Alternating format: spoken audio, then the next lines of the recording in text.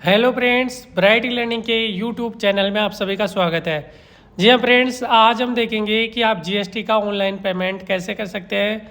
चाहे आप online payment कर रहे हो या चालान के थ्रू कर रहे हो तो वो पेमेंट कैसे कर सकते हैं। इसके लिए बने रहिए वीडियो के अंत तक, step by step complete process देखेंगे। इसके लिए हमारे पास यहाँ पे जो डिटेल्स है वो आ गई। हम नवंबर का पेमेंट करेंगे और दो स्कीम होती है, एक होती है मंथली और एक होती है क्वार्टरली। जिनका टर्नओवर मोर देन 5 करोड़ होता है उनके लिए केवल मंथली स्कीम होती है, और जिनका टर्नओवर लेस देन 5 करोड़ है वो चाहे तो क्वार्टरली भी ले सकते हैं, चाहे तो मंथली ले सकते हैं। तो अगर QRMP स्कीम में पेमेंट करोगे तो वहाँ पे अलग ऑप्शन है, और मंथली का पेमेंट करोगे तो अलग ऑप्शन है। तो दोनों ऑप्शन यहाँ पे हम देखेंगे। हमारे जो है वो यहाँ मंथली है, लेकिन मैं आपको QRMP वाली स्कीम भी यहाँ पे बताऊँगा कि कैसे पेमेंट करेंगे।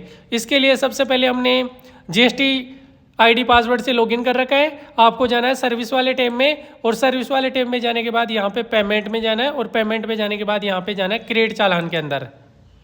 क्रेडिट चालान के अंदर जाने के बाद यहाँ पे ऐसा कोई ऑप्शन आता है जिसमें पहला आता है monthly payment for quarterly return. अगर आप QRMP स्कीम में हो और स्टार्टिंग के 2 महीने का पेमेंट करते हो तो यहाँ पे आपको ये सेलेक्ट करना है, जिसके अंदर आपको फाइनेंस ईयर सेलेक्ट करना है, पीरियड सेलेक्ट करना है।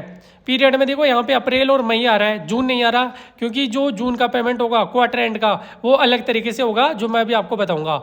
जुलाई अगस्त आ रहा है, सितंबर नहीं आ रहा, ऐसे आगे का प्रोसेस है। इसके बाद जैसे मान लो मेरे को नवंबर का पेमेंट करना है तो मैं यहाँ नवंबर सेलेक्ट कर लूँगा। इसके बाद 2 ऑप्शन आते हैं, 35% ऑफ चालान और चालान ऑन सेल्फ असेसमेंट बेसिस। एक तो आता है कि लास्ट ईयर में, लास्ट क्वार्टर में 3 महीने में जितना आपने टैक्स जमा कराया उसका 35% जमा करा दो। सपोज दैट लास्ट क्वार्टर में आपने 1 लाख का टैक्स जमा कराया तो आप 35,000 रुपये बिना कैलकुलेट करके ही जमा करवा दो। और एक होता है कि एक्चुअल में आपका जो टैक्स बन रहा है इनपुट आउटपुट एडजस्ट होने के बाद वो यहाँ पे लेंगे, तो हम लेंगे चालान ऑन सेल्फ असेसमेंट बेसिस। इसके बाद प्रोसीड वाले टैब पे क्लिक करेंगे। प्रोसीड वाले टैब पे क्लिक करने के बाद यहाँ पे पहला टैक्स अमाउंट दे रखा है, फिर इंटरेस्ट दे रखा है, पेनल्टी दे रखा है, फीस दे रखा है, अदर और टोटल, जिसमें CGST, IGST, सेस और SGST दे रखा है। तो जो भी अमाउंट होगा, CGST का अमाउंट होगा तो वो, IGST का होगा तो वो, सेस कुछ होगा तो वो, और SGST होगा तो वो। ऐसे इंटरेस्ट का अमाउंट, पेनल्टी और लेट फीस यहाँ पे आ जाएगा। तो हम पेमेंट जो कर रहे हैं वो कर रहे हैं मंथली बेसिस पे, तो हम अगेन यहाँ जाएंगे और यहाँ सेलेक्ट कर लेंगे पेमेंट, और पेमेंट के अंदर यहाँ क्रेडिट चालान पे अगेन जाएंगे।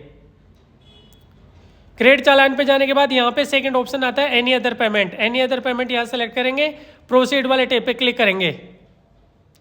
प्रोसीड वाले टैब पे क्लिक करने के बाद आगे का प्रोसेस सेम वैसे ही आ रहा है जो QRMP में था। सबसे पहले SGST, वो CGST टैक्स है, IGST है, सेस है और SGST है।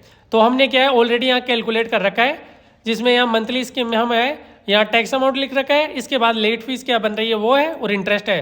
तो ये तीनों अमाउंट हम यहाँ लिखते हैं। सबसे पहले SGST CGST है 2,692 रुपये, तो हम यहाँ लिख देंगे 2,692 रुपये।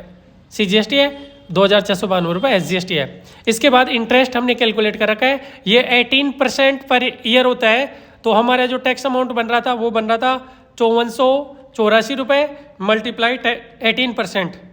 अब निकालेंगे तो ये साल भर का आएगा, तो हम डिवाइड बाई 365 मल्टीप्लाई जितने दिन का निकालना है वो लिख देंगे। तो हम 12 दिन का यहाँ पे इंटरेस्ट कैलकुलेट कर रहे हैं, तो 12 लिख दिए, एंटर प्रेस कर देंगे। तो अप्रोक्स 32 रुपीज़ आ गए। तो 32 रुपीज़ में 16 रुपीज़ SGST है, 16 रुपीज़ यहाँ पे CGST आ गया।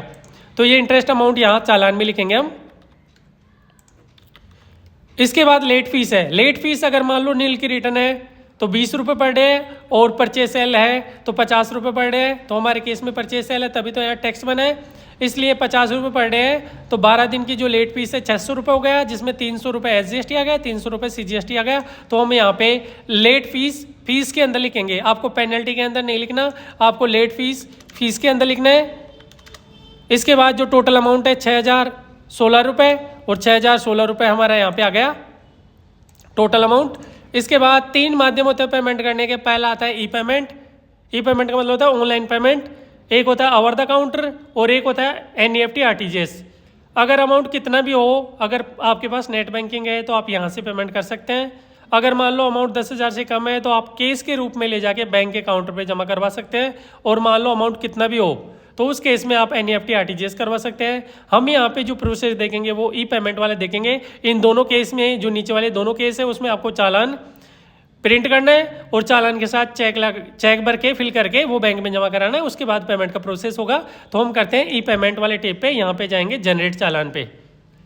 जनरेट चालान पे क्लिक करने के बाद हमारे को वो डिटेल जो भी फिल किए थे वो यहाँ पे प्रॉपर शो हो गई। इसके बाद नेट बैंकिंग यहाँ पे हमारे को ऑप्शन दे रखा है, वो सिलेक्ट करेंगे। जिस भी बैंक की नेट बैंकिंग होगी वो यहाँ पे सिलेक्ट करेंगे। इसके बाद टर्म कंडीशन पे क्लिक करेंगे और मेक पेमेंट वाले टैब पे क्लिक कर देंगे।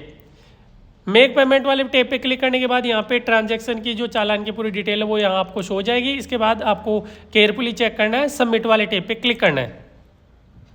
इसके बाद हम नेट बैंकिंग का टाइप सेलेक्ट कर लेंगे और नेट बैंकिंग का जो प्रोसेस है वो करते हैं।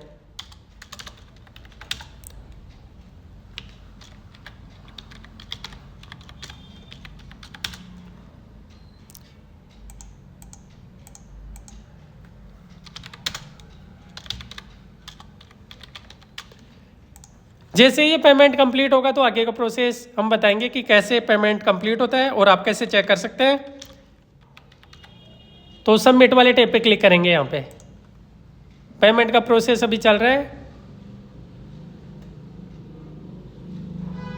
पेमेंट यहाँ पे वेटिंग के लिए बोल रहा है। तो पेमेंट यहाँ पे हमारा जो वो सक्सेसफुली हो गया, जिसमें डिटेल्स आ गई, CIN नंबर आ गए, बैंक रेफरेंस नंबर आ गया और यहाँ पे आ गया your payment is successfully completed. हमारा जो पेमेंट था वो सक्सेसफुली यहाँ पे कंप्लीट हो गया।